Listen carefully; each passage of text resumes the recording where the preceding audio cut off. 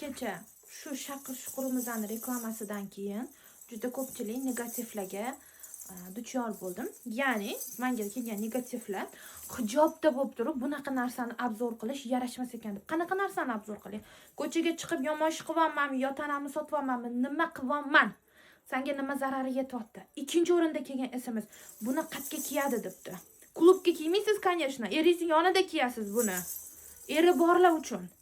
Ko'ti mog'orlab, aneti mog'orlab o'tirgan, negativ yozib o'tirgan ayollar uchun emas bu narsa. Bu binolarlarimizda haqiqatan yorini sevib, o'zini sevib, turmush o'rtog'ini xursand qiladigan ayollar uchun. Buni kiygandan kiymagan yaxshi debdi. To'g'ri siz kiymang. Eringizni tinchgina boshqasiga berib qo'yib tomosha qilib o'tiring siz. Birovlarning kommentariyasida negativ yozib. Men hozir menga juda ko'p negativ keladi. Ro'molini yechib tashlay qol. Ro'molim sallaga xalaqit bermasin. Bu ro'molni men o'zim uchun o'raganman. Salla uchun emas.